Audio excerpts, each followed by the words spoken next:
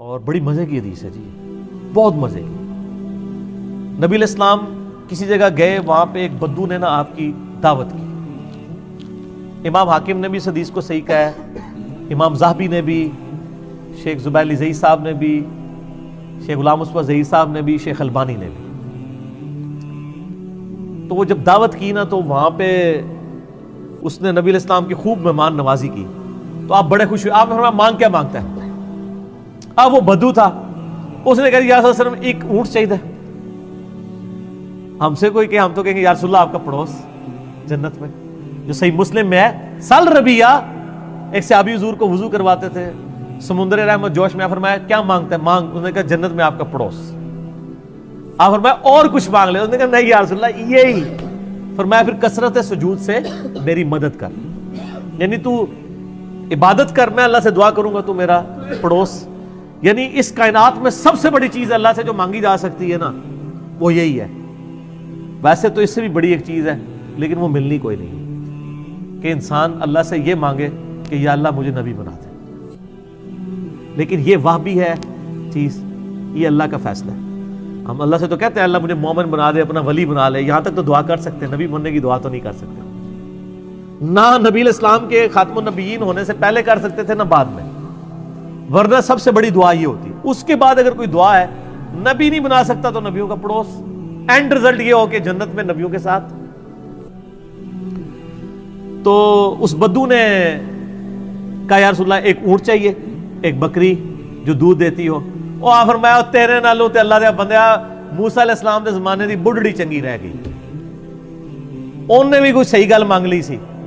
تو اونٹ اور بکری مانگ رہا ہے؟ تجھ سے تو موسیٰ علیہ السلام کے زمانے کی بڑھیا اچھی رہ گئی۔ وہاں پھر آپ نے حدیث بیان کی کہ ہوا یہ تھا کہ جب بنی اسرائیل حضرت موسیٰ علیہ السلام ان کو لے کے شفٹ ہو رہے تھے نا شام کی طرف مصر سے، تو راستہ بھول گئے، تو موسیٰ علیہ السلام نے علماء کی میٹنگ کال کی۔ اے تہاڈے علماء دی نہیں، انہاں دے صحابی جڑے سن، ان کا کوئی مسئلہ ایسا ہے جس کی وجہ سے ہمیں راستہ نہیں مل رہا۔ تو علماء نے حضرت موسیٰ علیہ السلام کو عرض کی کہ یا نبی اللہ، ہمارے آباء و اجداد نے حضرت یوسف علیہ السلام سے موت کے وقت یہ عہد لیا تھا، حضرت یوسف نے کہا تھا کہ جب کبھی بھی بنی اسرائیل مصر سے شفٹ ہوئے نا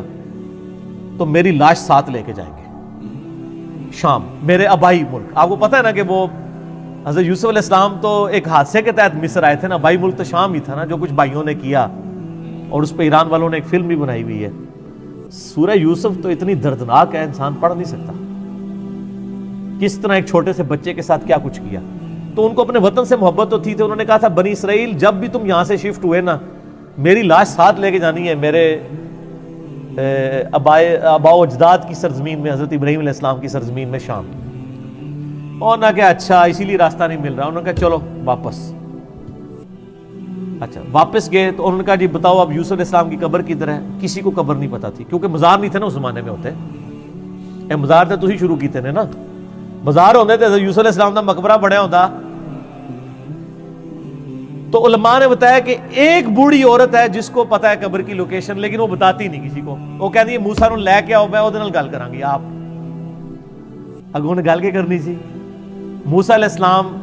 گئے، کہا اماں بتا دے ہم نے حضرت یوسف کو شفٹ کرنا ہے۔ انہوں نے کہا میری ایک شرط ہے کہ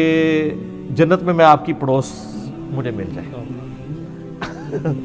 یہ وہی چیز ہی جو حضور نے کہا کہ تو کچھ اور مانگ لیتا ہے، تجھے تو بڑھیا اچھی رہ گئی۔ اچھا حضرت موسیٰ علیہ السلام گھبرا گئے، اور حدیث کے الفاظ ہیں آپ کے چہرے پہ ناگواری آئی کہ اب یہ اتنی بڑی چیز نے ڈیمانڈ کر لی، ظاہر ہے یہ اس کا اختیار تو پیغمبر کے پاس تو نہیں ہے نا، پیغمبر صرف دعا کر سکتا ہے۔ تو حدیث کے الفاظ ہیں اسی وقت حضرت موسیٰ پہ وحی نازل ہوئی، اور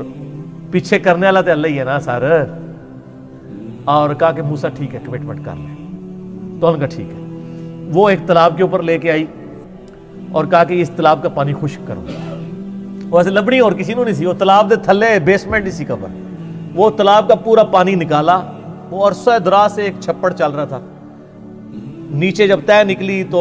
وہاں سے قبر کھودی گئی، تو حضرت یوسف علیہ السلام کا یعنی میت وہاں سے انہوں نے نکالی۔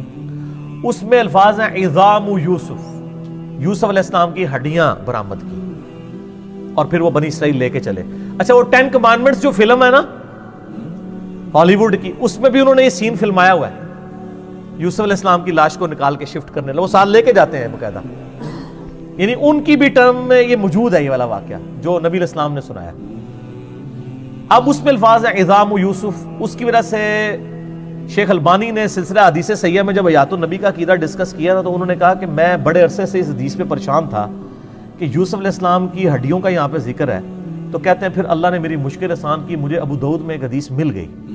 جس سے مجھے پتا چلا کہ عربی لنگوسٹک میں جسم کے لیے بھی ہڈیوں کا لفظ بولا جاتا ہے، ٹھیک ہے، یعنی کبھی ہم بھی کبھی بولتے ہیں نا، یعنی جسم ٹوٹ رہا ہے، بعض کہتے ہیں میری ہڈیاں ٹوٹ رہی ہیں، وہ ٹوٹ تو نہیں رہی ہوتی، یہ محاورتاً لفظ ہے، اور وہ کہتے ہیں وہ اس طرح کہ ابو داؤد میں ایک حدیث ہے کہ نبی صلی اللہ علیہ وآلہ وسلم